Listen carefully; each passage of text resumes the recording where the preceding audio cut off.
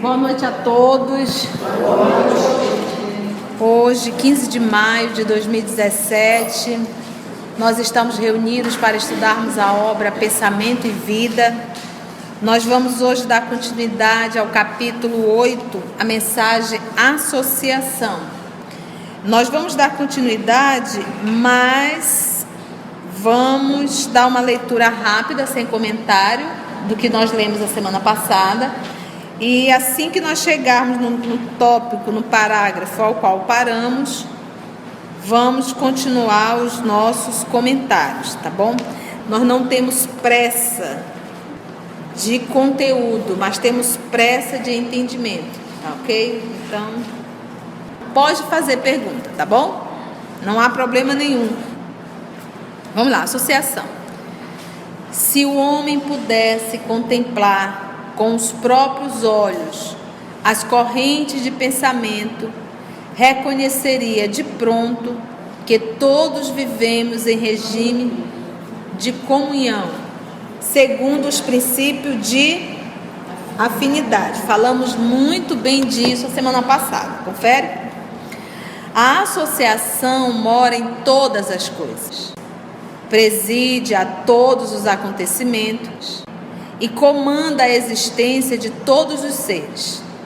Demócrito, o sábio grego que viveu na Terra muito antes do Cristo, assevera que os átomos invisíveis ao olhar humano agrupam-se à feição dos pombos à cata de comida, formando assim os corpos que conhecemos.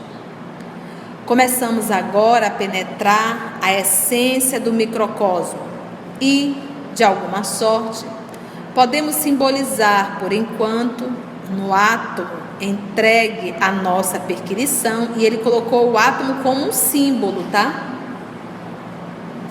Um sistema solar em miniatura, no qual o núcleo desempenha a função de centro vital e os elétrons a de planetas em movimento gravitativo. Ele fez aquela comparação. Nós pegamos o átomo, né? Fizemos o desenho do átomo, desenhamos ali o núcleo e os elétrons em torno do núcleo, certo? Então aí agora ele fez uma analogia com o Sol sendo o núcleo e os planetinhas orbitando em torno do Sol seriam como se fossem esses elétrons.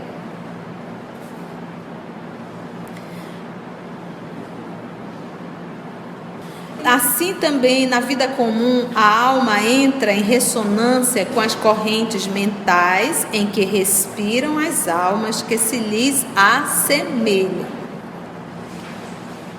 Assimilamos os pensamentos daqueles que pensam como pensamos. É que sentindo, mentalizando, falando ou agindo, sintonizamos-nos com as emoções e ideias de todas as pessoas, encarnadas ou desencarnadas, da nossa faixa de simpatia.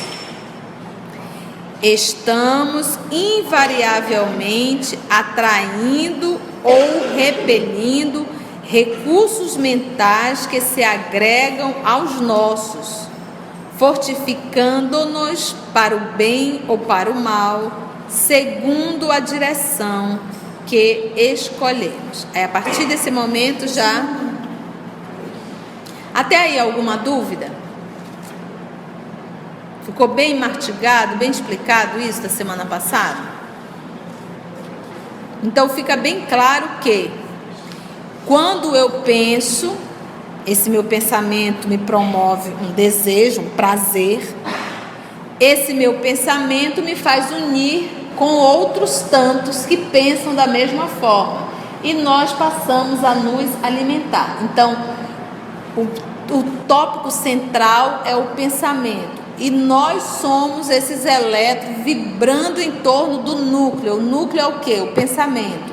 E nós seríamos aqueles que estamos ali vibrando em torno, nós estamos em torno daquele pensamento, nós estamos nos nutrindo daquele pensamento. E dando mais força ainda a ele. Dando mais força ainda a ele, exatamente. Porque eu alimento, eu me alimento e alimento, eu me alimento e alimento. Então vamos lá. Em qualquer providência e em qualquer opinião, somos sempre a soma de muitos. Em qualquer providência a tomar ou em qualquer opinião a emitir, somos sempre a soma de muitos. O nosso querido Jung, ele tinha uma frase que dizia assim: nós nascemos originais e morremos cópias. Então, se eu digo assim, Lígia, emita a tua opinião. A opinião dela é resultado de muitas informações, de muitos conceitos, de muitos preconceitos que ao decorrer dessa encarnação ela adquiriu, fora o que traz de outros.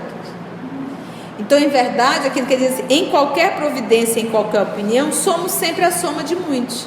Então aqui está a soma do pai, a soma da mãe, a soma de uma tia, soma de irmãos, soma da sociedade, a soma da profissão que escolheu, a soma do meio que está inserida como um todo. Entendeu? Nós somos reflexo, de certa forma, trazemos aquilo que recebemos e somamos ao decorrer de uma encarnação. Você parece com a sua mãe, eu pareço com o seu pai, você tem às vezes todos os três jeitos. E às vezes você carrega, às vezes tem comportamentos que tu não suporta na tua mãe, mas tu fazes igualzinho. Mas essa soma que ele fala é assim, quando eu te digo assim, olha aqui que ele colocou, em qualquer providência a tomar ou em qualquer opinião a emitir, somos sempre a soma de muitos, não só a nível de influências, mas do que eu já trago. Porque quando eu vou falar de influência, eu estou falando de sintonia. Quem é a tua sintonia? A sintonia é resultado daquilo a qual me comprais. Você está entendendo?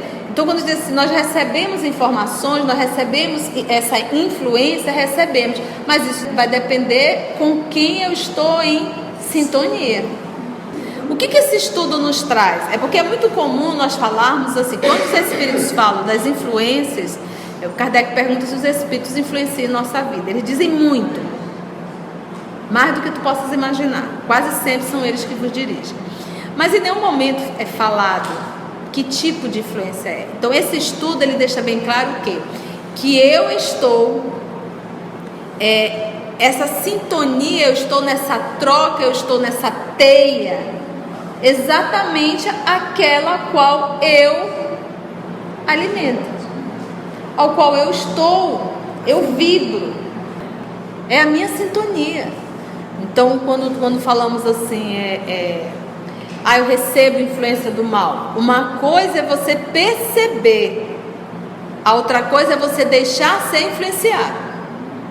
Então perceber esse ataque, eu posso até perceber. Agora, realizar ou não, isso é comigo. Isso não é com eles.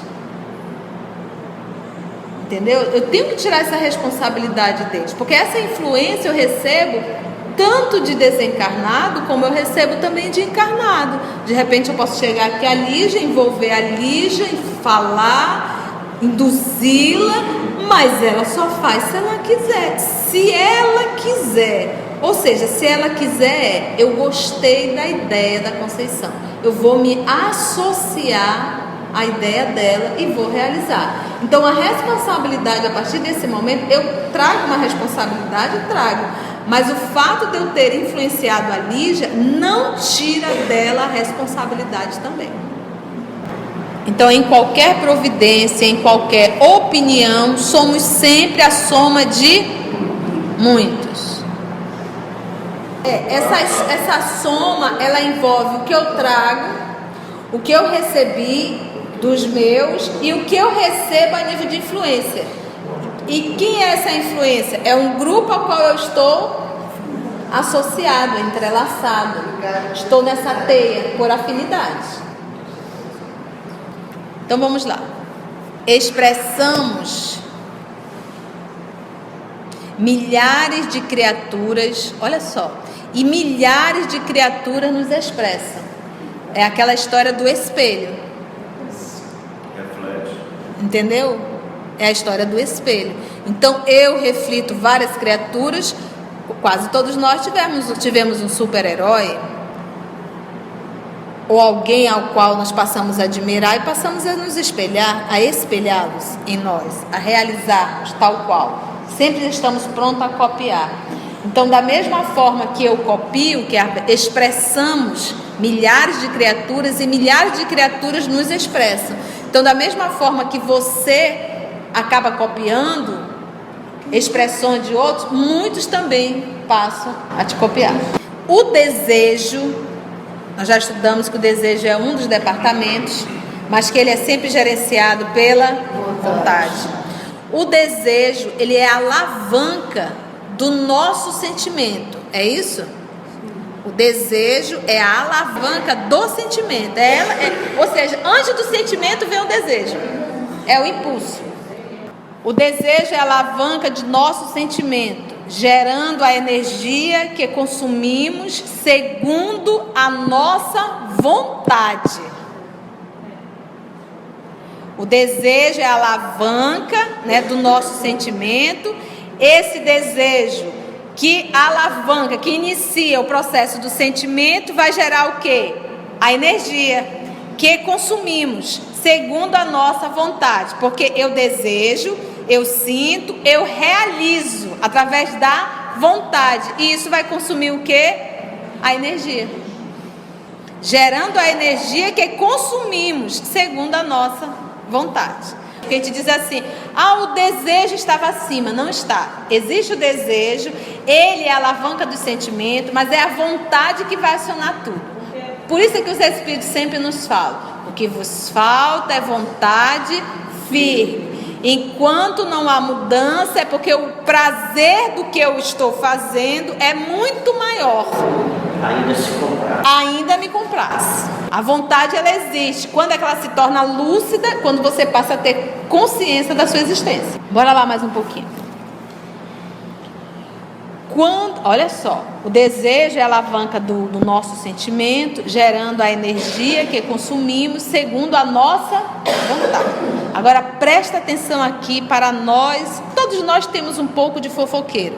Só eu tenho, Aquela coisinha que você para um minuto e a gente corta alguém, como dizia antigamente. A gente passa a linha e diz, vamos lá tricotar, não é verdade? Nós temos o vício ainda. Tanto é que o André Luiz coloca na obra dele, no Obreiros da Vida Eterna, que ele se reuniu um grupo de pessoas, 2, 3 pessoas. Passou de 5 minutos, a conversa já vai descendo ribanceira abaixo. Por quê? Porque somos espíritos, o quê? Dodói, adoecidos. Eles falam isso, e é verdade. A gente está conversando, daqui a pouco a gente já desceu ladeira abaixo. Vamos então aprender aqui o mal de nós realizarmos comentários sobre a vida alheia. Olha só. Quando nos detemos nos defeitos e faltas dos outros, o espelho de nossa mente reflete-os de imediato, como que absorvendo as imagens deprimentes de que se constitui o que ele está falando, pondo-se nossa imaginação a digerir essa espécie de alimento, quer falar mal, a crítica, falando do defeito alheio, que mais tarde se incorpora aos tecidos sutis da nossa alma. Eu lendo isso aqui, eu digo, entendi, Jesus, eu vou falar do Senhor 24 horas. E falar de Jesus é falar das qualidades. Eu vou acabar espelhando isso. Então alguém vem e começa a falar mal, eu vou e pego uma citação de Mateus. Meu irmão, você lembra Jesus, assim, a pessoa vai te chamar de pastor, não tem problema nenhum. Mas aí você sai desse vício e acaba o quê? Você vai acabar espelhando, você vai acabar refletindo Cristo. Quando nos detemos nos defeitos e faltas dos outros, o espelho de nossa mente reflete-os de imediato, como que absorvendo as imagens deprimentes que se constituem, pondo-se nossa imaginação a digerir essa espécie de alimento que mais tarde se incorpora aos tecidos sutis de nossa alma. É complexo, né, gente? Por isso que a gente cola em Jesus que a gente brilha.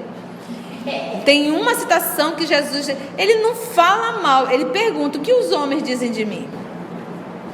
Um diz que tu é Elisa, Jeremias. E vós? E vós, o que diz?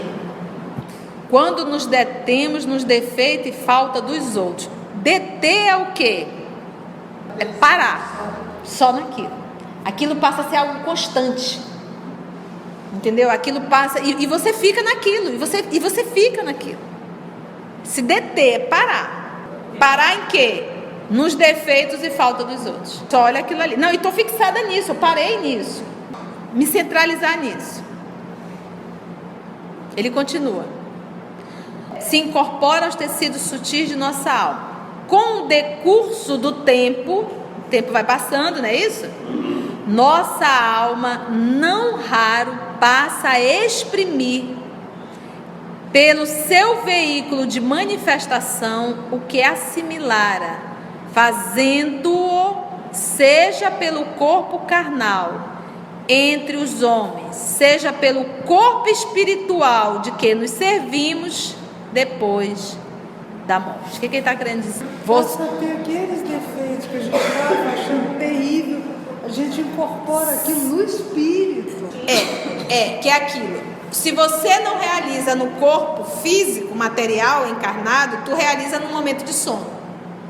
O corpo perispiritual. Mas passa a fazer parte do nosso espírito. Passa a fazer parte, sim. Com aquilo. Sim, passa.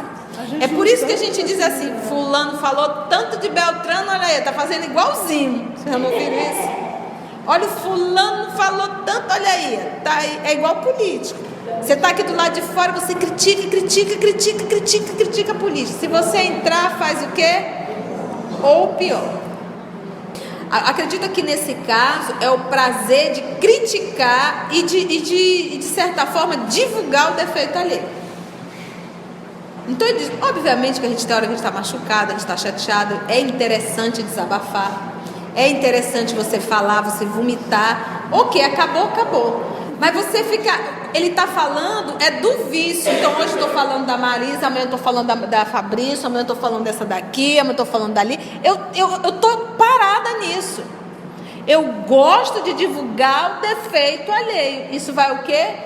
Cada criatura ao qual eu me fixo, eu passo a refleti-la em mim, inconscientemente.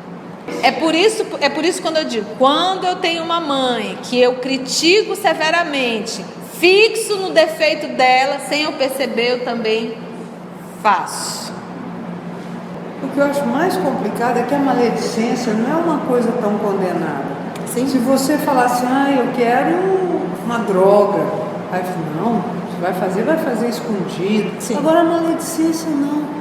É um ato social. É um ato social, todo mundo fala mal de todo mundo.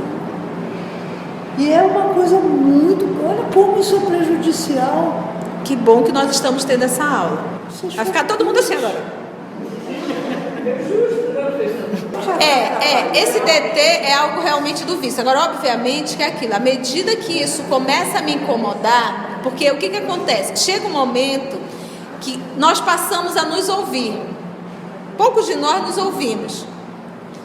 Se ouvir, então às vezes você começa a se ouvir, você já tem. Vocês já fizeram acupuntura? Hoje de manhã eu fiz, né? Então, cada agulhada de aquilo já te dá uma cutucada, já te incomoda. Você já não se sente bem e você já começa a se ouvir. Então o natural verdadeiramente é não. Agora nós ainda temos que ter um tato, porque de repente vem alguém, acho que era da irmã do Chico, que tinha uma frase bem grande na cozinha dela, Se for para falar mal de alguém, cale sua boca e saia, uma coisa assim, sabe? Uma coisa assim bem direta, sabe? Então, na cozinha, a gente quer uma faixa mesmo, que ela não permitia que ninguém viesse falar mal de ninguém ali. Mas ainda assim, eu tenho que ter um tato, porque se alguém chega para falar mal, às vezes é só um desabafo. Aconteceu isso, você tem que ouvir. Entende? Você vai ter que ouvir e deixa a pessoa desabafar, entendeu? Então não é o desabafo, não é isso que ele está falando. É a pessoa que se compraz, que se detém. É o vício se fixar em o quê? Nos defeitos alheios. E temos criaturas que são assim, que para onde olha só vê defeito. E se compraz em falar a Cecília é ótima, mas olha, eu vou te contar, a Cecília e a Lígia é legal, mas a Lígia, ela não consegue se fixar no lado bom de ninguém, nas coisas boas, está sempre se fixando nos defeitos. E acaba o que? Refletindo, porque só o fato da criatura se fixar só no defeito mostra que a companhia dela é bem o que? Desagradável. E é desagradável, porque se torna uma pessoa desagradável. E deter é sempre parar só nos defeitos de cada criatura. Sempre só os defeitos, sempre só os defeitos. Vamos lá ver mais. Porque realmente a pessoa passa a ficar azeda, amarga, só, porque não consegue gostar de ninguém, ninguém presta, só ela presta, e começa a ficar uma pessoa insuportável. Ela acaba, de cada pessoa que ela critica, é como se ela fosse impregnando isso nela mesma, que mais tarde se incorpora aos tecidos sutis da nossa alma. Com o decurso do tempo, à medida que o tempo vai passando, nossa alma não raro passa a exprimir pelo seu veículo de manifestação o que é similar a fazendo seja pelo corpo carnal entre os homens, seja pelo corpo espiritual, que é o perispírito de que nos servimos depois da morte. E passa a refletir mesmo. E esse refletir, gente, não é só ação, é também lembra fazer brilhar a vossa luz? Entendeu? Fazer brilhar a vossa luz. Então imagina uma pessoa negativa, uma pessoa mal-humorada, uma pessoa azeda, uma pessoa que só vê o lado ruim de tudo. Ela reflete isso. Ela reflete, essa vibração dela é densa, é pesada, é grosseira. Aonde as pessoas se aproximam, aonde ela está, ela impregna um ambiente com isso. Entendeu? Esse refletir também é isso, não é só fazer a mesma atitude da outra, é refletir o que está impregnado em mim. É o bem que está impregnado em mim? Não é. É por esta razão que geralmente os sensores, aí como é o sensor com C e não com S, não é o tu, é o sensor de censura. Muito bom. Então vamos lá, que geralmente essas criaturas que censuram, né, do procedimento alheio, acabam praticando as mesmas ações que condenam no próximo, porquanto interessados em descer as minúcias do mal. Olha essa palavra, interessado, porque o que é que nós estudamos um pouco na psicologia? O que mais me incomoda no outro, incomoda, não é o que eu vejo. Uma coisa é eu ver o defeito e detectar. Como que eu detecto? Porque eu conheço. Sou um espírito imperfeito, apesar de evolução, eu conheço. Eu identifiquei a tua encrenca, mas não me incomoda. Não me incomoda. Nesse caso aqui, ela me incomoda. Eu vejo e tenho um ódio porque tu fazes isso. Me irrita profundamente. Eu tenho vontade de te matar. Isso quer dizer o quê? Que está em mim. Como eu não consigo e não percebo e não identifico, e de certa forma é como se eu negasse, eu não conheço. A pessoa faz isso, mas ela não tem consciência. No fundo, a vontade dela era fazer. Então, como ela tem ódio inconsciente, que isso está dentro dela, como ela não sabe, não quer combater isso nela, ela passa a combater no outro. É por isso aqui, quando ele diz... É por esta razão que geralmente os censores do procedimento alheio acabam praticando as mesmas ações que condenam no Próximo. Porquanto, e a palavra aí é condenam. Você vê que é uma palavra forte. Condenar é o quê? Eu julgo e dou a sentença. Porquanto interessados, olha aí, ó, em descer as minúcias do mal. Então, em verdade, eu queria estar fazendo. Eu queria era descer lá. Absorve-lhe, olha aqui a palavra, inconscientemente. É inconsciente. As emanações da criatura, surpreendendo-se um dia, dominados pelas forças que o representam. Dominados pela força que representa. Vai fazer. Toda brecha de sombra em nossa personalidade, toda brecha de sombra em nossa personalidade retrata a sombra maior. Frase profunda. Brecha de sombra, como se assim, olha, isso aqui está faltando tem um vácuo aqui, tem algo aqui que tu não conhece. Por exemplo, isso aqui está iluminado, você consegue decifrar cada canto. Mas se tiver uma sombra bem ali, tem como tu saber o que tem lá? Não, está escuro. Tu não tem como saber. Você quer dizer, essa brecha de sombra. Ele falou brecha, ele nem falou toda a personalidade, uma brecha.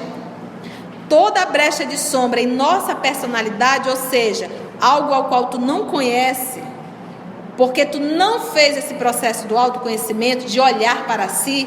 Se de repente a atitude do Jorginho me incomodou profundamente, eu tenho que parar e dizer sim. Por que que isso te irrita tanto? Por que que isso te irrita tanto? Por que a atitude de fulana te irrita tanto?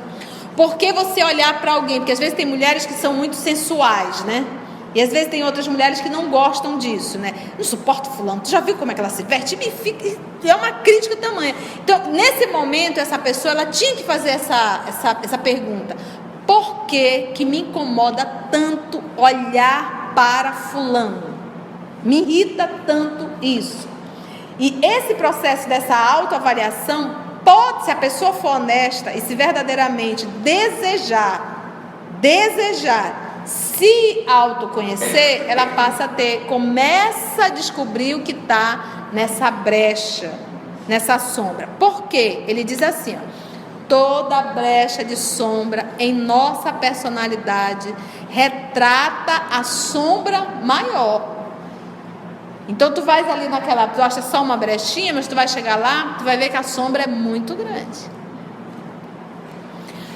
Qual o pequenino foco infeccioso que, abandonado a si mesmo, pode converter-se dentro de algumas horas no bolo pestífero de imensas proporções? Um focozinho. A maledicência pode precipitar-nos no vício, tanto quanto a cólera sistemática nos arrasta, muitas vezes, aos labirintos da loucura ou às trevas do crime. Finalizando, ele diz: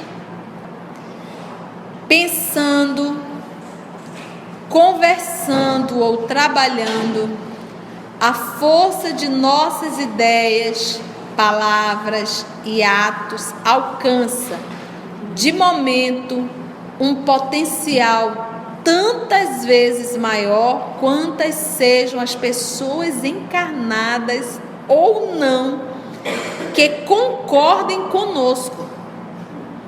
Potencial esse que tende a aumentar indefinidamente, impondo-nos de retorno as consequências de nossas próprias iniciativas. Impondo-se de retorno. Ele finaliza dizendo: estejamos assim procurando incessantemente o bem, ajudando, aprendendo, servindo, desculpando e amando, porque nessa atitude refletiremos os cultivadores da luz. Olha lá, refletiremos cultivadores da luz, resolvendo com segurança o nosso problema de companhia.